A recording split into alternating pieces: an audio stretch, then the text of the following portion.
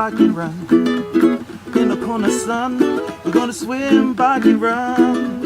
In the Kona sun, breakfast with Bob. Look at this particular event, people talk about how much it's changed, and to me it hasn't. It's changed, but it still means as much. There's something special about this island. There's something special about this community, the bond between the community and the athletes.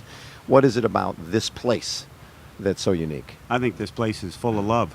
This place gives you the strength to overcome any doubts you have in your head about yourself. Yeah. When you step on the island, and every time I get off the flight, and I'm sure it's for you too, Yeah. it's like, whoa, here I am. And something just permeates your cells. It just engulfs you, and it's hard to explain. Mark Allen said last night at the Ekomamai, the welcome dinner, you have to accept it. You accept the wind and the heat, and watch what happens. It makes you a better person. You can get through it, and that's what this place does. It's when somebody has never been here and you talk like this, they go, what is he talking about? But when people come, they feel it. Yeah. And if you accept it and you bring it as a part of yourself, it's going to make you a better person, not only on race day, but for the rest of your life. That's just what this island does. So, but then when you came back in 2002, it wasn't about winning. No. It was about you loving this island. And I still remember you saying, I'm coming into the Energy Lab, Tim's leading the race, and he sees Peter Reid with a big smile on his face, not because I'm going to run you down, but he's like, hey, Tim, I'm just so excited to be out here again. And you're thinking, he's got to be really confused by this. Oh yeah, he actually told me afterwards. We crossed paths, and he's like, he thinks he's gonna run me down.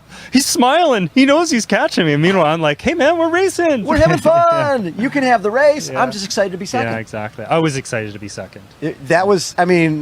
Wins are great, but that was probably a win in your book. That was a win in my book. Yeah, for sure. How fun was that? And then you come back next year and win your third title. And it's one thing to win once, twice. Once you start winning 3 times, that puts you in very select company. And what did it mean to you to come back and win it? Did it mean more, the 2002 race, just to be back enjoying? Or did it mean more to win in 2003? I think 2002 was a special race for me. Yeah. It was, I overcame a lot to show up on the start line again with the headspace to be racing again. Did you feel more pressure coming into this race this time as a defending champion and obviously coming off of your 735 at Challenge Roth? Yeah, the pressure to build up on me especially the last couple of days. I was obviously all talking about focusing on my own race and doing all these things, but it definitely built up, and you saw the expectation. And I look at the guys and I look at my contenders and the performances they've done, over the season. And I know that on paper, everybody's like, oh yeah, Frodo, world record this, blah, blah, blah. But anybody who's an athlete knows how much work goes into that and how many hours of training, even, since the last race have gone. And that it's not just that easy. It's a race. And for me, especially, success and failure has never been so close as yesterday. Whereas one moment I wanted to give up, the next moment I was winning the race, and I still wanted to give up. But it was definitely a mental battle out there. On reflection, it was the race I'd always dreamed of. I'd always craved that race where I dug to the very, very depths physically, and I dug to the very, very depths psychologically. And that I had that battle with my competitors that I'd craved, really, really craved. And that race gave me that. So it wasn't the perfect race, but to me, it was the perfect race, if that makes sense. It makes perfect sense. We were just chatting with Mark Allen, and he was like, he'd never been 13 minutes behind like he was in his last race. And the fact that he doubted himself and then ended up winning the race, very similar to you. You're swimming, came out of the water further back than you've ever been. I was with your folks out at Javi, and they were freaking out. Usually at that point, Chrissie's already kissing babies and signing autographs during the bike ride. But she was behind by a lot. And the family, what's going on? What's happening? I'm like, well, this is a race, and we're going to see what happens. But then when you went into the lead, and you still had Miranda Carfrae behind you, one of the best runners in the sport, and you had to basically match her pace for pace during that run to win that title. And so that's why it meant so much to you, the fact that you overcame all of that. Yeah, I think I answered all the questions that I'd ever asked of myself. How how deep could you dig? How much can you hurt? How hard can you fight?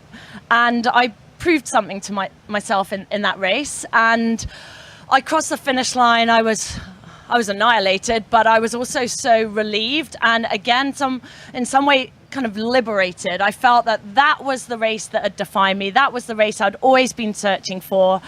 And I knew at that point that the time was right to retire, because that race, that experience couldn't ever have been beaten. No matter how fast I may have gone in the future, how many more times I may have won or not, I don't think that race experience could have been beaten. And for me, that was the definition, I guess, of success. That's really the biggest difference. Right. Is, that those guys who will swim in the front pack also like really push it on the bike. And I mean, like you said, we had that before here, but it was 1 or 2 guys, you know.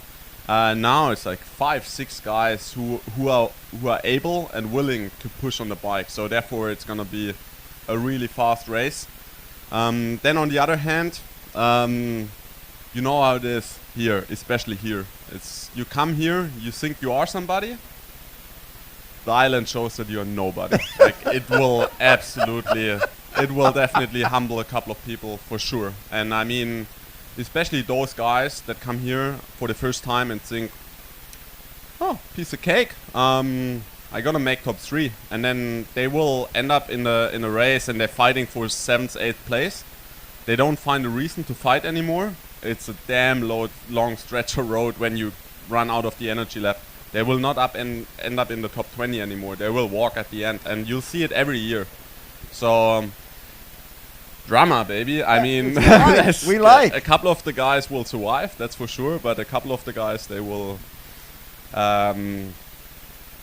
tell their peers what it really is to race here on the island.